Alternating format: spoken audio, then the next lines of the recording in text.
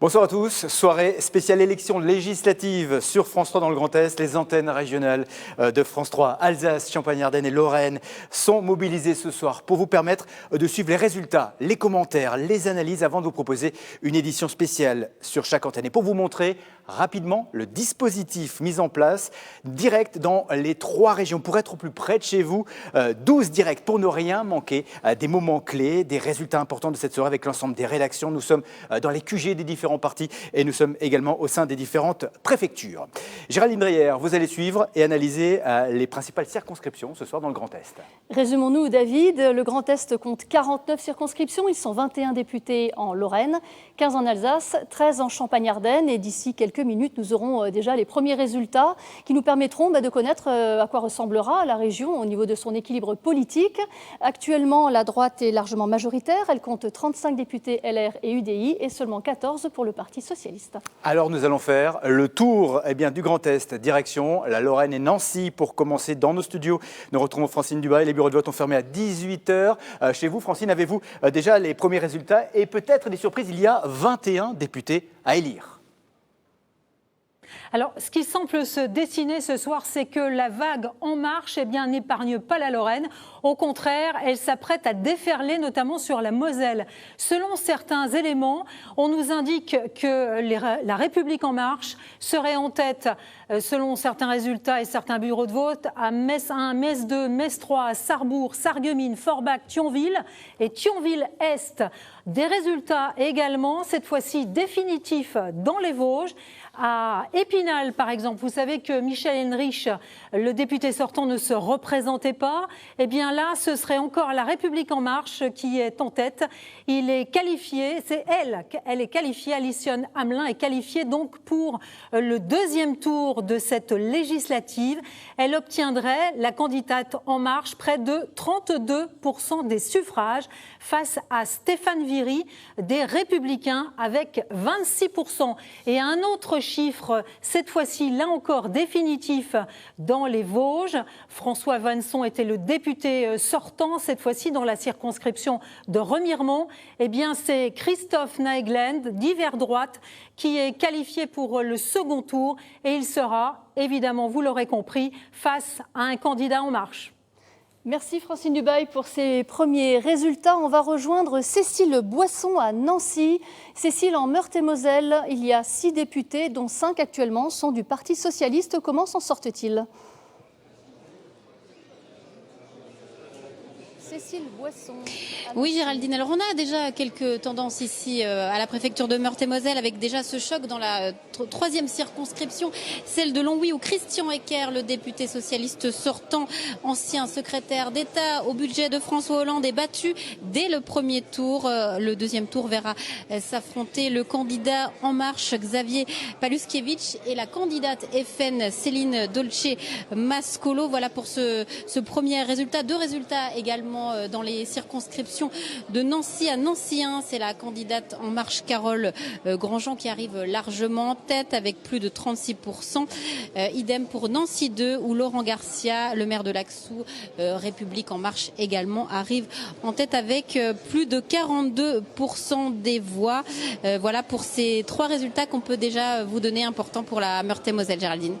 Merci beaucoup Cécile Boisson. Direction à présent l'Alsace. Caroline Kellner, vous êtes dans nos studios place de Bordeaux. Vous allez scruter les résultats des 15 circonscriptions alsaciennes. Et une question, l'Alsace va-t-elle rester bleue ce soir ?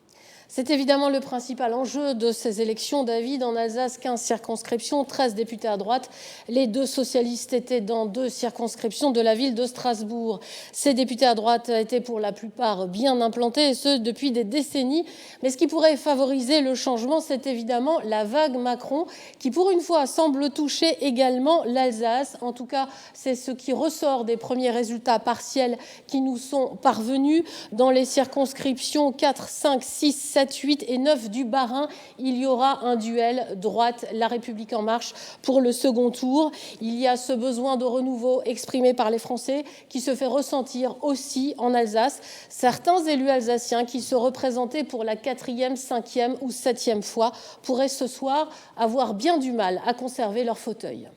Caroline, vous venez de parler de cette 8e circonscription du Bas-Rhin. Nous allons aller du côté de Wissembourg, rejoindre Marie Heidmann. Le sortant Frédéric Reiss, Les Républicains. Marie, il est en difficulté ce soir. Et oui, Géraldine, dans cette circonscription qui de tout temps a été ancrée à droite, eh bien la situation est en train de basculer. Frédéric Reiss, 67 ans, briguait un 4e mandat de député. Les 2 dernières fois, il avait été élu dès le premier tour. Eh bien ce soir, c'est un peu la douche froide pour lui. Il se trouve au coude à coude avec le candidat de La République En Marche. Il est même devancé de 2 petits points. 33% pour Christian Glich, le maire de Wissembourg. Ici, c'est donc une petite révolution qui est en train de se passer. Merci beaucoup Marianne. Plus de détails sur les résultats en Alsace dans quelques instants dans vos différentes antennes. Auparavant, direction la Champagne-Ardenne. Et dans nos studios à Reims, nous allons retrouver Vincent Tollet. Bonsoir Vincent. Est-ce que vous avez des résultats présents ? Oui, absolument. Il semblerait que la vague En Marche touche également la Champagne-Ardenne. Je ne dispose que de résultats partiels, David. Mais sachez que sur la 3e circonscription de la Marne, celle d'Épernay, Éric Girardin, candidat d'En Marche, arrive en tête. Même chose sur la 1re circonscription de Haute-Marne, où Bérangère Abba arriverait également en tête. Il s'agit bien de résultats partiels. En revanche, sur la 5e circonscription de la Marne, celle de Vitry-le-François, c'est bien Charles de Courson, député UDI sortant et très bien installé sur la circonscription, qui lui arrive en tête.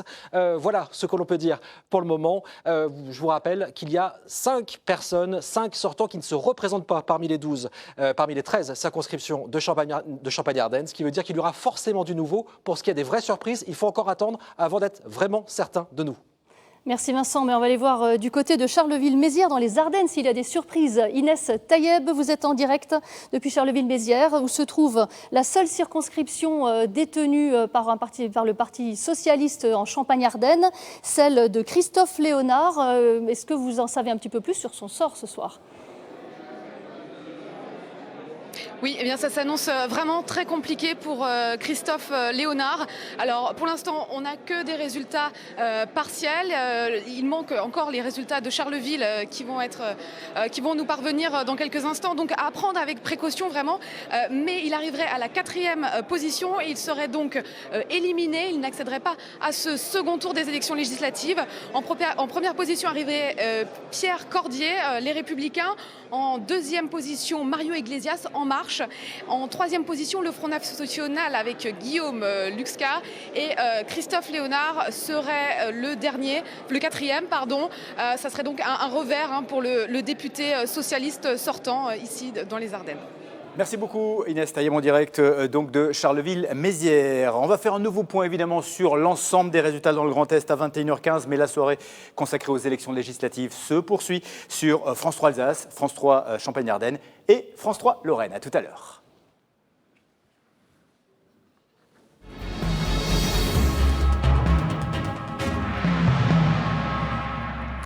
Suite de notre émission spéciale en direct, cette fois sur France 3 Alsace pour ce premier tour des élections législatives. 15 députés seront élus à l'issue de ces élections, 9 dans le Bas-Rhin, 6 dans le Haut-Rhin et les premiers résultats précis avec vous, Caroline Kellner. Des résultats qui, pour l'instant, sont encore partiels, mais donnent une idée dans le Bas-Rhin. Évidemment, on exclut pour l'instant les 3 circonscriptions strasbourgeoises. Dans la 4e circonscription, 50% des bulletins dépouillés. Martine Vonner arrive en tête avec 41% face à Sophie Rofritsch, 24%. Dans la 5e, 72% des bulletins dépouillés. Antoine Hert arrive en tête à 38%. Le Unserland est derrière à 18%, le Front National à 16%. Dans la 6e circonscription, Laurent Furst, le député sortant, arrive avec 37,7% des voix. Guy Salomon est derrière à 28,7%, le Front National à 13%. Dans la 7e circonscription, cette fois, 94% des bulletins dépouillés. Patrick Hetzel est en tête avec 33,8% des voix. Madame de Santis, 26,2%, le Front National à 16,3%. Dans la 8e, 87% dépouillés. Christian Glich, Marie Heidmann, vous le disiez à l'instant, est à 33%. Frédéric Reiss à 29% et Janus pour le Front National à 17,8%. Enfin, dans la 9e circonscription, celle de Haguenau, c'est La République En Marche avec Vincent Thiébaut qui est en tête à 34,9%. Étienne Wolf est derrière à 25,8%. Enfin, Laurent Gnedig à 13,4%. Je me tourne vers vous, Philippe Breton. La République En Marche, c'est une véritable marée dans ces 6 premières circonscriptions du Bas-Rhin, et on note un net recul du Front National.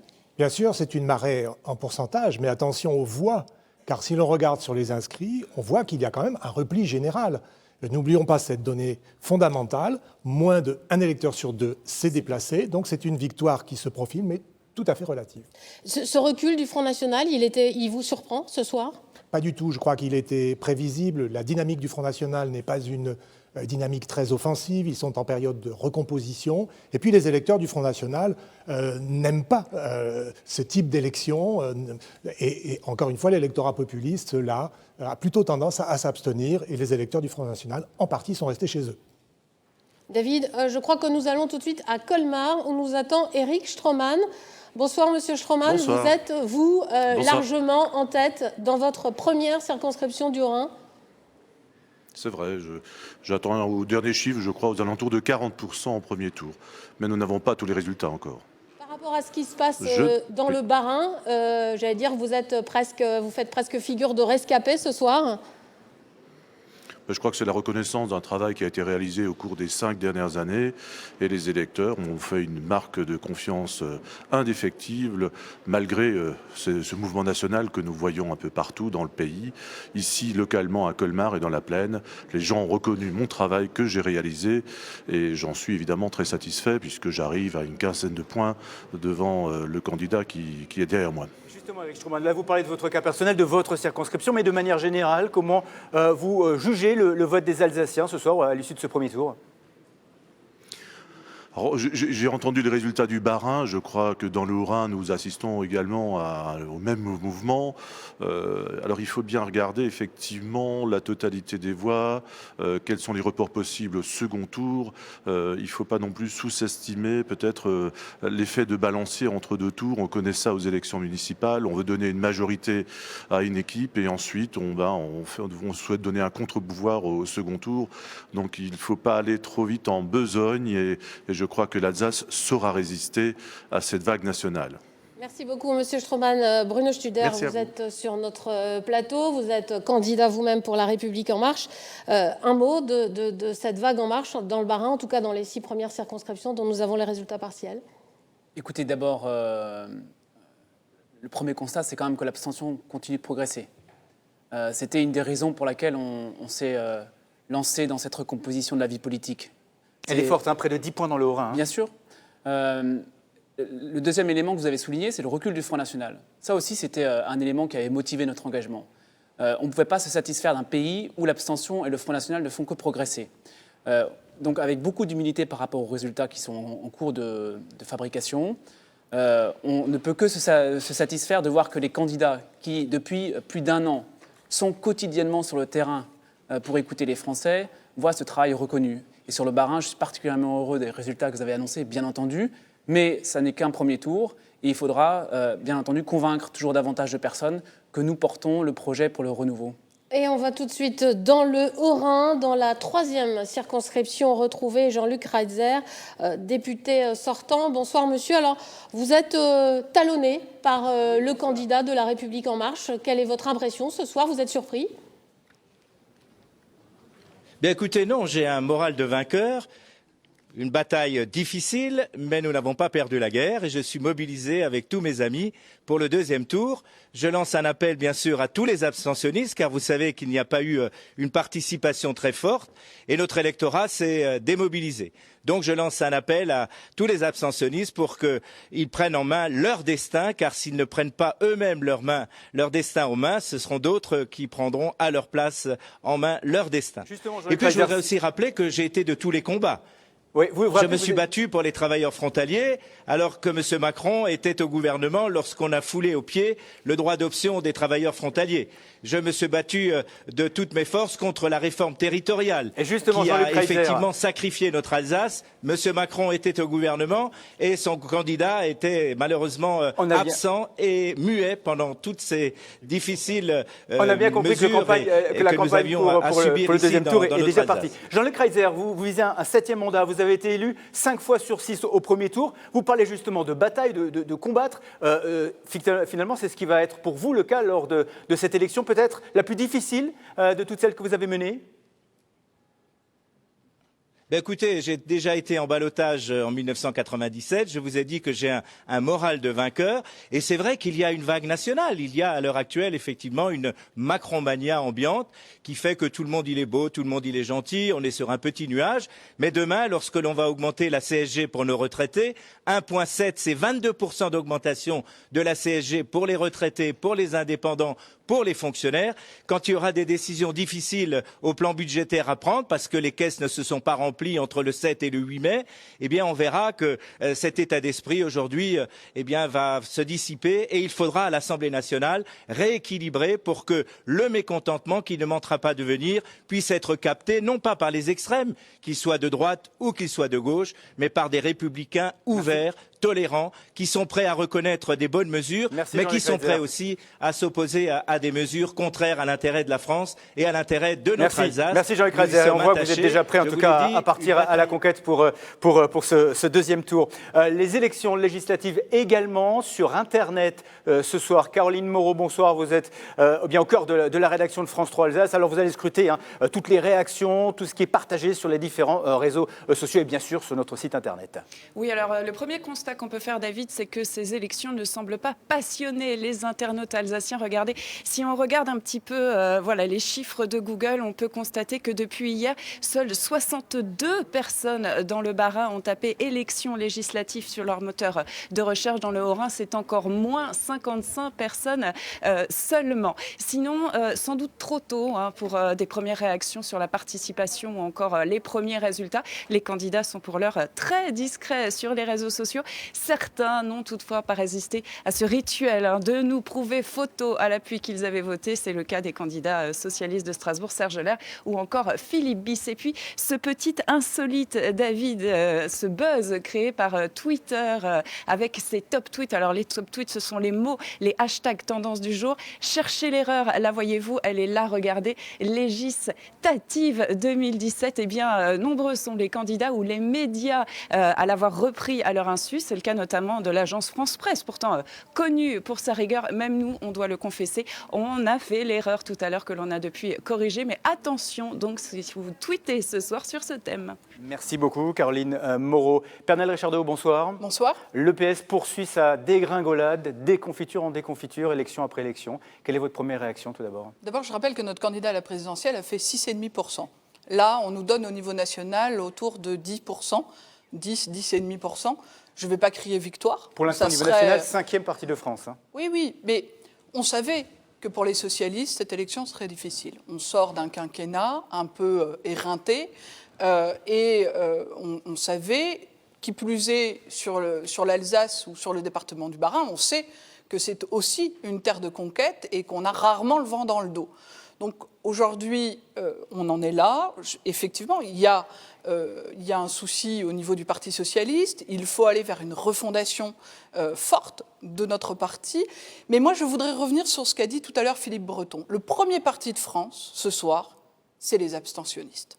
Et ça, les citoyens s'étaient mobilisés entre le premier et le deuxième tour des élections présidentielles pour faire barrage à l'extrême droite. Il n'y a jamais eu d'enthousiasme, ni à la présidentielle, ni à ce premier tour de législative, et on le voit ce soir. Tout de suite, parce que ça va vous intéresser, on va retrouver Marie Pouchin, qui a des premiers résultats concernant la ville d'Illkirch-Grafenstaden. Marie. Oui, alors il faut attendre évidemment les résultats de Strasbourg, mais les premiers bureaux d'Illkirch placent tous Philippe Biss derrière le candidat d'En Marche, Sylvain Waserman, et loin derrière. Voilà pour la première tendance. Alors prudence, Illkirch vote traditionnellement à droite, mais Philippe Biss y prend beaucoup de retard. Alors malgré son ancrage local, il ne semble pas résister lui non plus à la vague macroniste, et à la déconfiture du PS au niveau national. Merci Marie. Pernelle Richardot, une réaction? Oui, juste, ça a été dit, Illkirch est une ville qui vote traditionnellement très fortement à droite. Je voudrais revenir sur les candidats En Marche dont on parle, sur la 6e circonscription par exemple. les candidats En Marche sont des candidats de droite. Certains l'ont dit sur vos plateaux. Donc il n'y a rien d'extraordinaire là-dedans. Moi, tout à l'heure, on regardera aussi combien on fait la France Insoumise, le Parti Socialiste, la gauche d'une manière générale, et je pense qu'on pourra peut-être tirer d'autres enseignements. Mais il faut faire attention. Sur la 6e circonscription, le candidat En Marche était adjoint au maire de Laurent Furst.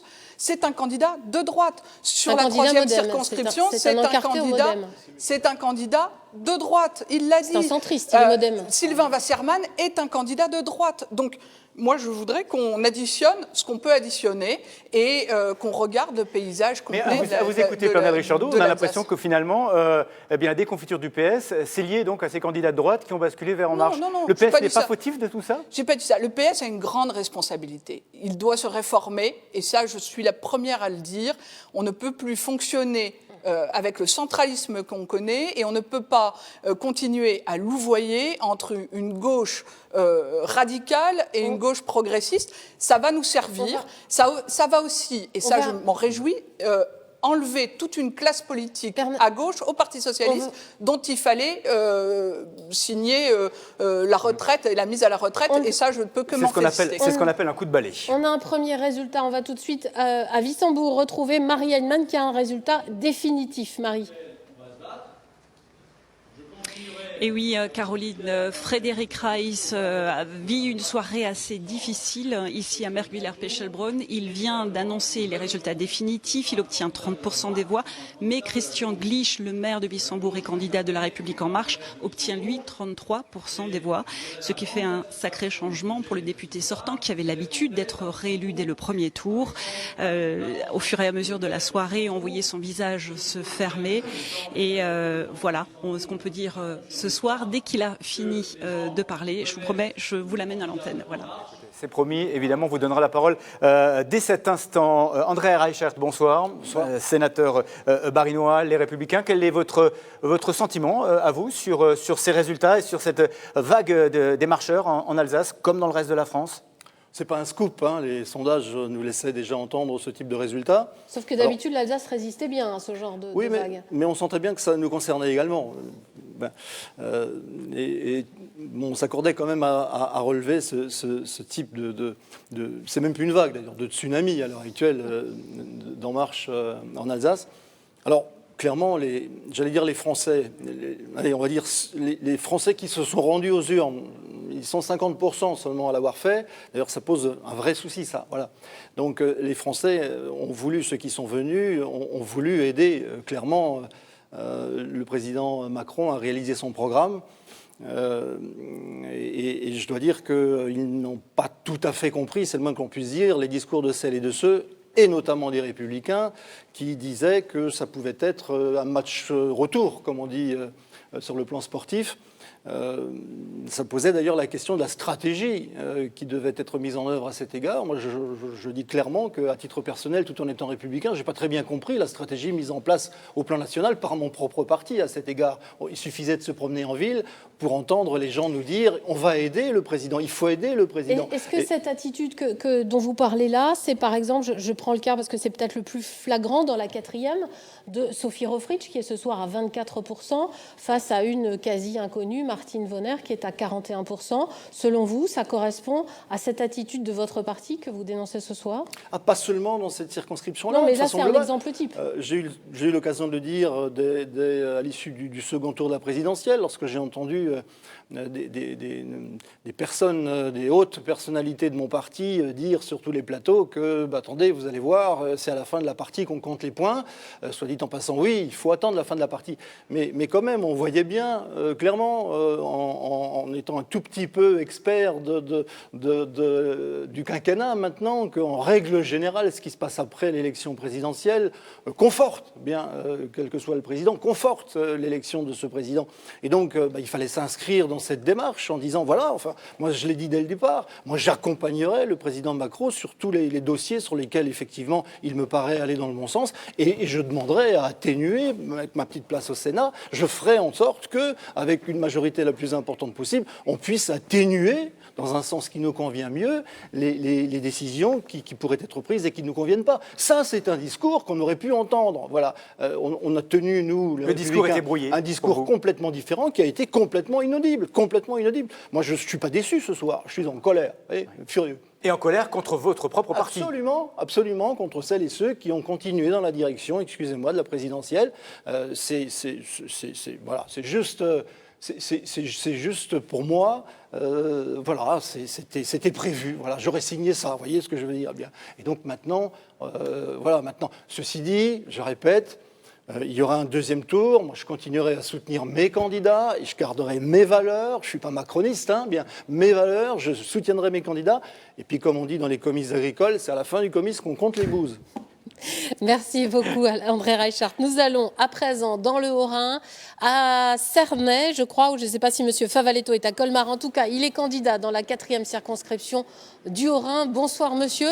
Alors, pour l'instant, je n'ai pas de chiffres concernant le Haut-Rhin, mais dans le Bas-Rhin, le Front National est en net recul. Une réaction face à cette situation ce soir ? Écoutez, je crois que la situation est identique dans le Haut-Rhin. Je n'ai pas les chiffres exacts en tête. Il me semble aussi d'ailleurs qu'au niveau national, on subit un net recul puisque les évaluations nous donnaient il n'y a pas si longtemps à 15%, contre un premier tour à 23%, me semble-t-il, pour Marine Le Pen.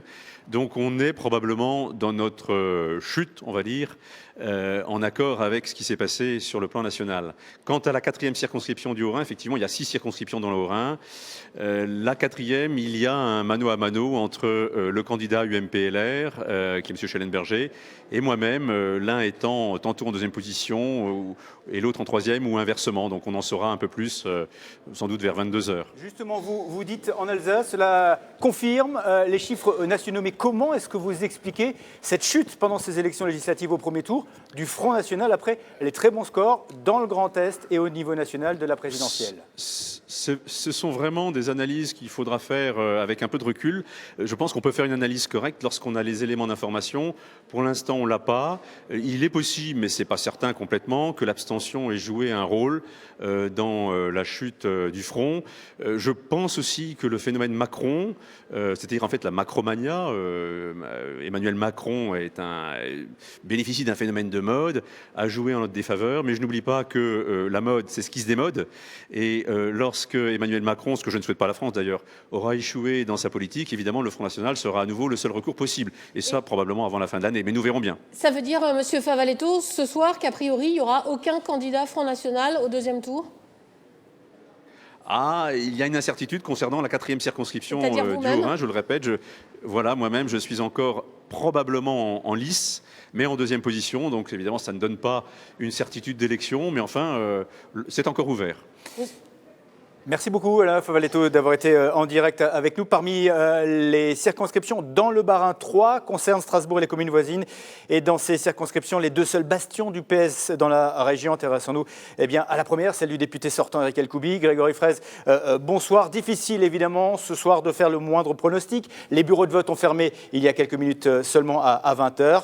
Et c'est bien la première fois que le scrutin est indécis. À ce point, rappelons-le, 18 candidats pour cette circonscription. Oui David, la première circonscription du Bas-Rhin, un bastion du Parti Socialiste depuis 20 ans, tenu par Armand Young, avant que son fils spirituel en politique, Eric El-Koubi, ne lui succède au bénéfice d'une législative partielle l'an dernier. Un bastion, oui, mais ça c'était avant La République En Marche et Emmanuel Macron qui a fait ici son meilleur score en Alsace durant la présidentielle, avant la candidature du charismatique et médiatique Jean-Marie Braun pour la France Insoumise, avant celle d'Elsa Schalk, caution renouveau pour le parti Les Républicains, donc une circonscription où effectivement rien n'est joué et qui promet un long suspense puisque vous l'avez dit avec 18 candidats, c'est un record et des bureaux qui ont tous fermé à 20h, eh bien les résultats vont se faire attendre. Merci beaucoup Grégory et nous partons à Wissembourg, en tout cas dans le canton de Wissembourg, retrouver Frédéric Reiss. Bonsoir monsieur. Je ne sais pas. Vous m'entendez ? Je suis là, je vous entends. Oui. Bon, très bien. Vous arrivez en 2e position ce soir.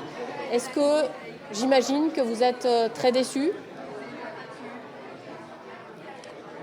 Très déçu non, mais c'est une petite déception évidemment parce que je pense que dans cette circonscription qui est profondément de droite, J'ai eu notamment un canton qui est le canton de Bichulaire. Le canton de Bichulaire a été dans ma circonscription à partir de 2012, donc c'était un nouveau territoire de ma circonscription. Et c'est là-bas que je fais les moins bons résultats. Avec le Front National, évidemment, avec un candidat qui est originaire de là-bas, et contre le maire de Wissembourg, qui est en tête. Et pourtant, Frédéric Reiss... Aujourd'hui, si vous voulez, l'effet Macron... Oui, bonsoir. Bonsoir. Et pourtant, Frédéric Reiss, vous parlez de ce nouveau canton, mais en 2012, vous étiez élu au premier tour. En 2012, j'étais élu au premier tour, mais en 2012, il n'y avait pas l'effet Macron. Il faut bien savoir qu'en 2012, c'était François Hollande qui était président de la République et que cette circonscription avait largement voté pour Nicolas Sarkozy. Donc les choses étaient totalement différentes. Aujourd'hui, disons la surprise, la mauvaise surprise pour nous, candidats de la droite et du centre, c'est quand même au second tour de la présidentielle. On a eu beaucoup d'abstentions, on a eu des gens qui ont voté Macron par défaut, on a eu énormément de blancs et de nuls. Et il faut dire qu'aujourd'hui, en fait, l'effet Macron joue pleinement pour le candidat Glich, maire de Wissembourg. Avec cependant un bémol, et j'en suis plutôt content, c'est qu'à Wissembourg même, j'ai 108 voix d'avance sur le maire, ce qui signifie que aux législatives, le candidat, ce n'est pas M. Macron, le candidat, c'est M. Glich. Et ceux qui savent comment travaille M. Glich avec ses voisins maires à Wissembourg, ben, en fait, ne votent pas pour lui. Et plus on s'éloigne de Wissembourg, plus l'effet Macron joue. Comment vous allez gérer cette semaine, cette campagne de deuxième tour? Est-ce que vous comptez sur un report des voix du Front National? Gérard Janus arrive en 3e position. Est-ce que pour vous, c'est des voix possibles pour vous? Écoutez, moi, ça, c'est pas la question que je me pose. Aujourd'hui, je dis il y a un second tour avec un candidat de la droite et du centre. Et moi, j'ai toujours été fidèle aux valeurs de la droite et du centre. Et contre un candidat qui, pour moi, est un candidat de gauche, puisque M. Glich était sur une liste socialiste aux dernières sénatoriales. Voilà, donc c'est un monsieur qui a déjà été dans plein de partis politiques, qui cherche sa voie. Et aujourd'hui, moi, je souhaite vraiment rassembler dans cette circonscription. Merci beaucoup, Frédéric Reiss. Laurent Gnedig, vous nous avez rejoint sur ce plateau. Bonsoir. Vous êtes un peu, j'allais dire, dans ce cas-là, vous arrivez 3e dans la 9e circonscription avec 13,4% des voix. Bon, c'était des résultats partiels. Est-ce que vous allez donner un mot d'ordre à vos électeurs? Qu'est-ce que vous allez faire pour ce deuxième tour? Là, il n'y a aucun mot d'ordre, puisque s'il devait y avoir un mot d'ordre, il faudrait qu'il y ait des propositions concrètes de la part du parti LR qui vont dans notre sens, dans le sens de notre programme. Mais en réalité, le programme du parti LR, le programme du parti socialiste et le programme du nouveau parti qui vient de prendre soi-disant la relève, tout ça, c'est la même poudre de perlimpinpin. Vous êtes déçu ce soir de votre... On a juste changé l'étiquette sur une bouteille qui est restée tout à fait identique. Vous êtes déçu de votre score, 13 oui, mais 13 écoutez, et quelques pourcents? C'est vrai que je ne vais pas enjoliver les choses ce soir. On est à 13-14%, donc on est déçu. Évidemment, on se voyait au deuxième tour, etc. Nous ne sommes pas encore le parti qui incarne la vraie alternative. Les gens ont joué au dégagisme. C'est le nouveau néologisme que vous connaissez. Mais le dégagisme auquel ils ont joué est allé en faveur de mon voisin de droite, c'est-à-dire au parti qui s'appelle maintenant En Marche. Mais en fait, il n'y a rien de nouveau. Mais comment vous expliquez cet effondrement? C'est de la supercherie électorale. C'est juste du dégagisme de visage. Ils ont changé le visage, mais c'est la même politique qui sera appliquée. Concrètement, le message du Front National ce soir, c'est pas de notre faute, c'est juste que les marcheurs, les électeurs ont été dupes et dupés. Pour vous, c'est ça? Vous n'êtes pas responsable oui, vous êtes pris les pieds dans le tapis? Je suis en train de dire que c'est une forme de charlatanisme politique, c'est vrai. Écoutez, quand je vois le programme de ce parti, c'est l'ubérisation de l'économie, c'est moins de droits pour les travailleurs, c'est l'illusion de la baisse fiscale parce que la CSG monte et la cotisation sociale baisse, donc c'est un peu pareil. Néanmoins, les retraités vont souffrir du piège de la CSG qui va aller à leur rencontre. C'est plus d'immigration. Je ne vois pas la nouvelle donne programmatique qui existe dans le pays. C'est juste un changement cosmétique de visage. Voilà. Philippe Donc, Breton, un mot avant qu'on donne la parole à Bruno Studer qui veut réagir évidemment. C'est quand même un véritable effondrement du Front National auquel on assiste ce soir. Oui, la question qu'on se posera en regardant de plus près les chiffres, c'est où sont passés les électeurs du Front National? Je ne crois pas qu'ils soient passés du côté d'En Marche. Je crois que la partie d'électeurs du Front National qui a manqué à ces candidats est retournée dans l'abstention, est partie dans Et l'abstention. justement, est-ce qu'on peut imaginer ça un instant alors qu'on sait que d'ordinaire, l'électorat Front National est extrêmement fidèle et vote énormément? Oui, mais c'est un électorat qui, d'une part, hésite souvent entre l'abstention et le vote Front National. Ensuite, c'est un électorat, encore une fois, qui n'aime pas les élections parlementaires, qui ne se sent pas en sympathie avec ce type d'élection. Ils étaient nombreux aux présidentielles. Et il y a une raison très très simple. Ça fait longtemps que, par exemple, l'Alsace du Nord vote beaucoup pour le Front National. Ils n'ont jamais eu un député. Donc, un certain nombre d'électeurs se sont dit pourquoi encore se déplacer, Il y a un phénomène puisque de de toute lassitude, façon. vous pensez? Il y a un phénomène de lassitude, il y a un phénomène de sécession, il y a un phénomène de rupture, effectivement. Mais sur le fond du problème, je ne crois pas que les électeurs du Front National soient passés au parti En Marche. Nadine Lee, vous êtes en direct de la préfecture de Colmar. Est-ce que vous avez des résultats, des tendances à nous donner ? Oui, alors ce sont des résultats partiels, mais ce que l'on peut dire, c'est que les candidats de La République En Marche sont en tête dans 4 des 6 circonscriptions haut-rhinoises, donc la 5e, la 6e, la 2e et la 4e. Dans la 3e circonscription, c'était Jean-Luc Reitzer qui briguait un 7e mandat. Alors il a une courte avance, lui, sur le candidat de La République En Marche, Patrick Striby. Donc c'est un petit séisme quand même à Altkirch, puisque Jean-Luc Reitzer a l'habitude d'être élu dès le premier tour. Et puis finalement, le seul qui résiste, c'est Éric Stroman, les Républicains, qui lui est largement en tête devant la candidate de La République En Marche, Stéphanie Villemain. La nouvelle donne donc dans le Haut-Rhin avec les résultats pour l'instant en ce qui concerne donc les candidats pour La République En Marche. Bruno Studer, une réaction, un commentaire sur ce que vous avez entendu tout à l'heure notamment. Je vous ai vu sursauter sur votre siège. Non, mais c'est exactement ce à quoi on ne veut plus assister. Sur ce genre d'émission où les Français nous regardent, ils ont envie d'autre chose. Donc il faut qu'on arrête de jouer sur des effets d'annonce, vouloir faire peur. On a un projet qui a été porté par Emmanuel Macron et par les marcheurs. Et j'en sais quelque chose parce que j'ai mené cette campagne avec 4000 adhérents sur le Bas-Rhin. On est allé partout. Et je tiens à les remercier aujourd'hui pour leur présence exemplaire sur tous les bureaux de vote du département. Donc ça veut dire qu'on assiste à un retour des citoyens en politique. C'est ça la leçon de ce qui s'est passé. Donc je veux qu'on sorte de ces attitudes où les gens qui nous regardent, on essaye de leur faire peur, qui en leur parlant de CSG, qui en leur parlant des candidats soi-disant de droite alors qu'il y en a aussi de gauche. Donc il faut qu'on mette les choses sur la table. On assiste à, et encore une fois, l'abstention le montre ce soir, on a un ras-le-bol dans ce pays.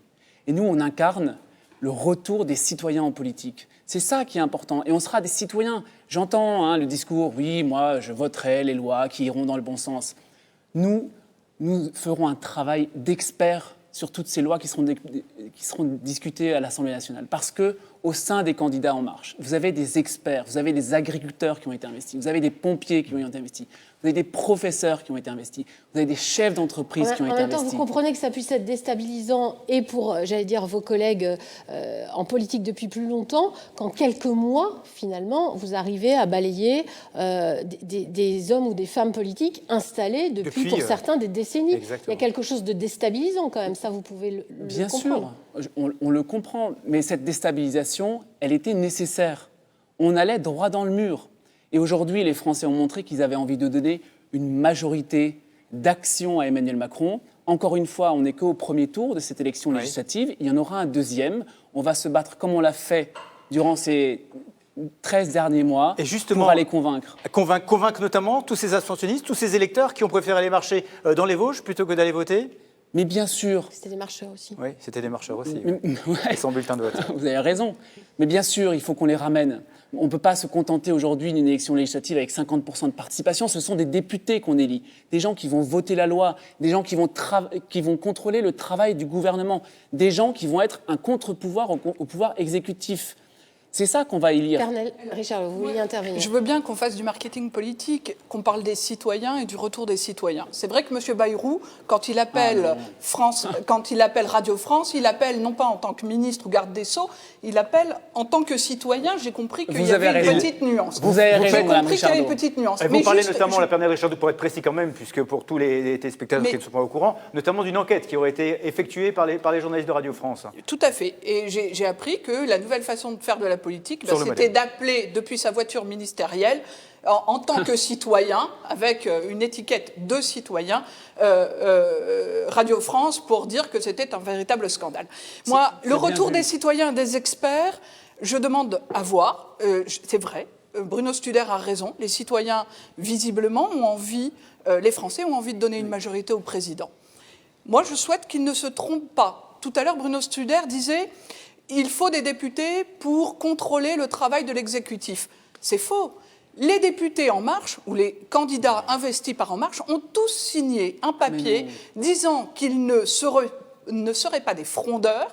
Et je me demande, moi, aujourd'hui, en tant que socialiste, citoyenne, comment ces députés dans l'Assemblée nationale, demain, amenderont un texte législatif, comment ils viendront peser, rendre compte de la voix de leurs électeurs de terrain qui auront fait confiance à ces gens. Et voilà, moi, les experts, la République des experts, des énarques et des anti-apparatchiks, ça va 5 minutes. Quand on regarde un candidat après l'autre, on se rend compte qu'ils ont des parcours. Monsieur Studer ne dit pas qu'il a été suppléant de Jean-Emmanuel Robert, par exemple. Mais oui, mais je le renie pas. Il n'est pas nouveau en politique. Il n'est pas nouveau en politique. Déjà, 30 secondes, pas plus. 30 secondes. Quand j'ai parlé des experts, je n'ai pas parlé seulement des énarques, j'ai aussi parlé des pompiers, des infirmières, des chefs d'entreprise qui ont été investis par le mouvement En Marche. Mais nous aussi, on investit des instituteurs, des ingénieurs. C'est pas nouveau, mais ça. si, c'est nouveau parce qu'on le connaît. Je vais essayer de répondre aussi. Pourquoi est-ce qu'on va faire un vrai travail législatif et de contrôle de l'action du gouvernement? Mais parce qu'on a des lignes directrices. Elles sont dans le programme. C'est sur ces lignes directrices. De droite, Édouard Philippe annonce toute une série de mesures. Vos candidats ont couru après l'investiture. Nos candidats, ils ont été désignés par les citoyens et pas par un bureau national et un conseil d'administration. C'est de ça que les Français ne veulent plus sur une émission où on a des dizaines de milliers de Français qui nous regardent. Je pense que les Français, ils ont besoin de la vérité et de clarté. Non, mais la vérité, c'est qu'il y a des lignes directrices, Pendant toute cette campagne des législatives, il n'y a pas eu de vérité. C'est pas comme ça que vous sauverez le Parti socialiste. Richardot. C'est ça que je m'en occupe, occupez-vous d'en je m'en occupe très bien. Les téléspectateurs ont aussi besoin de savoir ce qui se passe sur Internet. Caroline Moreau, c'est sans doute beaucoup plus calme, j'imagine, au cœur de la rédaction de France 3 Alsace. Oui, et puis même, je vous propose qu'on se détende un peu parce que le débat est animé chez vous, David, avec quelques gifs. Vous savez, ces petites vidéos dont sont friands les réseaux sociaux. On en a repéré quelques-uns via Radio Londres, ce réseau qui s'amuse à donner avant l'heure les tendances des élections. Alors, regardez comment on peut résumer un petit peu les premières estimations de ce soir avec, on voit la satisfaction retenue toutefois d'Emmanuel Macron alors que son mouvement La République En Marche s'achemine vers une majorité absolue, je vais y arriver, à l'Assemblée nationale. Du coup, du côté des autres partis, du côté du Front National, voilà, on fait la moue comme ce bébé. Évidemment, on ne se satisfait pas des premiers résultats du soir. Pour la France Insoumise, l'image se passe de commentaires, on coule, on est en tout cas bien loin des résultats escomptés par Jean-Luc Mélenchon et ses candidats. Et que dire du Parti socialiste? Eh bien voilà, il se retrouve au fond du trou comme Alice au Pays des Merveilles, pays qui n'est pas du tout merveilleux pour le parti de Solferino ce soir. Merci beaucoup Caroline. Et nous allons tout de suite entendre Nadia O, candidate Unserland, dans la première circonscription du... Ah, excusez-moi, nous allons l'entendre tout à l'heure. Ça veut dire restez avec nous si vous voulez l'entendre. Je me tourne vers vous, là, on m'a dit que vous vouliez intervenir après ce débat entre vos rivaux. Oui, nous sommes ce soir à 50% de participation, donc le moins qu'on puisse dire, c'est qu'il y a très peu d'enthousiasme dans la population. On a vu avant des chiffres sur Internet, sur les recherches sur Google, etc. Ça veut dire qu'il fallait aller chercher ça veut dire qu'il y a très très peu d'intérêt en fait, et que le triomphe est tout à fait apparent. Autre chose, j'aimerais souligner le fait que peut-être si vous changez le mode de scrutin, on pourrait avoir plus d'espoir. C'est engagé, mais justement, là, vous avez lancé une idée générale dans la population. On l'a entendu, même M. Hollande avait lancé cette idée générale, et même d'autres personnes avant, mais ça n'a jamais été réalisé depuis 1988. Donc, grosso modo, quelle est votre idée générale sur le changement de mode de scrutin? Mais Emmanuel Macron a été très clair à ce sujet. Ici même, à Strasbourg, lorsqu'il a fait son premier meeting en province, début du mois d'octobre, il a dit sa volonté d'introduire une dose de proportionnelle. Et Emmanuel Macron a jusqu'à présent toujours tenu ses engagements. Depuis le début, il avait dit qu'on commencerait par une opération de porte-à-porte. Ça a été la grande marche, on l'a fait dans le Bas-Rhin. Il a tenu cet engagement. Il avait dit qu'il ferait un programme co-construit avec les citoyens. Ça a été fait avec des centaines d'ateliers en France. Il avait dit qu'il donnerait une trajectoire budgétaire pour son budget, pour son programme. Il l'a fait fin février. C'est ce qui a séduit les électeurs, selon vous, ou c'est d'abord et avant tout une volonté de changement? Mais il y a, je pense... Ou les deux? Certainement les deux et autre chose. Je pense qu'il y a une vraie attente dans la population française et alsacienne et strasbourgeoise de voir les choses aller dans un sens qui remette la France dans une position de se faire entendre. Et il y a une vraie attente aussi de la part des téléspectateurs de nous retrouver. Bien, vous ne bougez pas sur France 3, vous restez bien dans quelques instants. Francis Télé, Carole Gessler pour l'édition nationale. Et on se retrouve tout à l'heure à 21h15. Restez avec nous, bien sûr.